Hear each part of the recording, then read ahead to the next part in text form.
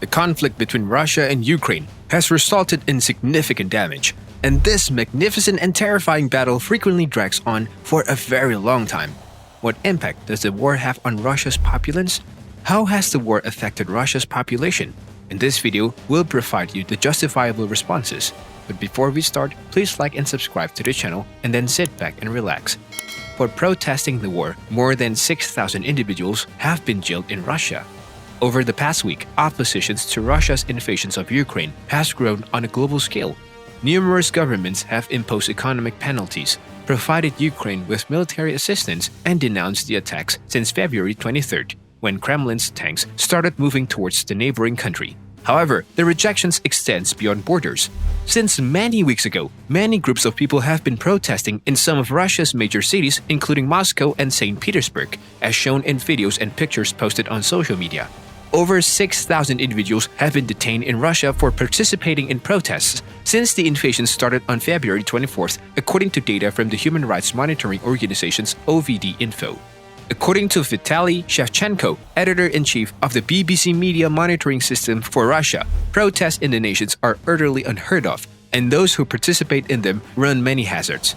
When we consider the dangers that all of these protesters expose themselves to, the number of detainees that have been mentioned is also pertinent. According to the BBC crew in Russia, there are uniformed policemen at the most significant crossroads, and there are a lot of police cars on the streets of Moscow lately. Some regular protest locations like Pushkin Square or the approaches to Red Square, the center of Russian politics, have riot squads deployed and metal barricades surrounding them. According to data from Twitter, the hashtag I'm against the war has been trending in the country in recent days. On Wednesday, independent Russian media confirmed that a group of miners was temporarily detained for placing flowers at the Ukrainian embassy in Moscow. In addition, internet monitoring groups reported that the speed of access to social networks was slowed down by state servers. A group of Russian miners was arrested while bringing flowers to the Ukrainian embassy. Several independent media outlets, including 2 radio stations, were shut down on Tuesday for reporting on the invasions without following the Kremlin's reporting patterns. And several outlets were warned some weeks ago not to use words like war, invasions, or attack, and that only reports from the pages of the Kremlin should be followed as sources. On Wednesday, opposition leader Alexei Navalny, who was poisoned in August 2020 with the Novichok nerve agent and who was arrested upon returning to Moscow after his recovery, called on Russians to take to the streets every day to protest against the attack of the neighboring country. In a less common occurrence, several Russian Duma deputies who voted for recognitions of Donetsk and Luhansk also spoke out against the war in a rare dissent between Putin's allies. The authorities of several regions of Moscow have also protested in the last hours against the war and against the consequences that the sanctions have been imposed on Russia have begun to have on the inhabitants of the capital. Our economy is going to hell, wrote the City Council of Moscow's Kamovniki district, calling on the war insanity and unjustified.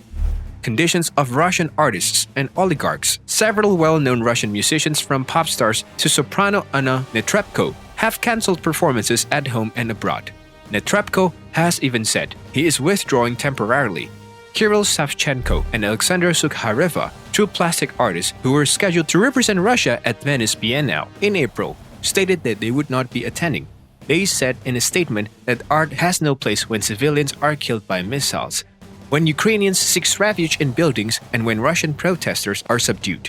The Garage Museum of Contemporary Art and GES2, 2 significant private institutions in Moscow, declared that they will not begin planning new exhibitions until the human and political disaster unfolding in Ukraine subsides.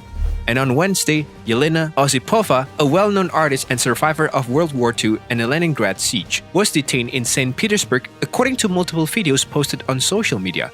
In an equally rare dispute between athletes who are occasionally compensated by the government, sports stars from judo to chess have also expressed their displeasure with the circumstance. Yan Nepomniachtchi, a well-known chess great, claims that there have been many Black Thursdays throughout history. However, today is more gloomy than the others. Even Russian oligarchs, some of whom are close to Putin and have been subject to EU sanctions, have called for peace, though they have refrained from criticizing the Russian administration.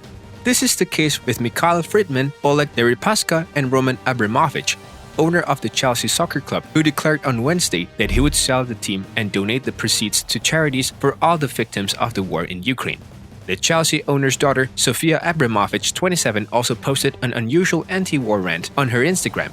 She said further that the biggest and most successful lie of the Kremlin propaganda is that the majority of Russians are with Putin, an unusual reaction. Shevchenko recalls that the reactions of some Russians against the war has surprised inside the country since a large part of the population supported the annexation of Crimea in 2014. According to a survey by the independent Levada Center published last week, only 40% of the population agreed with Putin's recognitions of Donetsk and Luhansk as independent republics, which led to the subsequent invasion.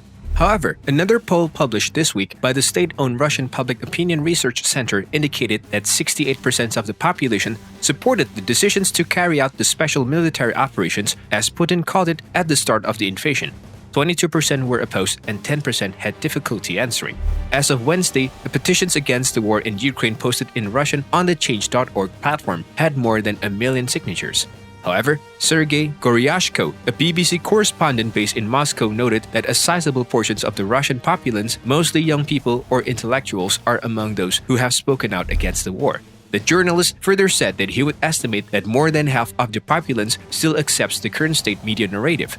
If this fight intensifies and the Russians starts to suspect that not everything is as they claim it to be, it is unclear how long it will endure and what consequences it may have. Now, on a more serious note, economic activity will remain deeply depressed over the next year, with minimal growth of 0.3% expected in 2023 in a context where energy price crises continue to affect the region. So far, however, it has weathered the storm of the Russian invasions of Ukraine better than had been forecast.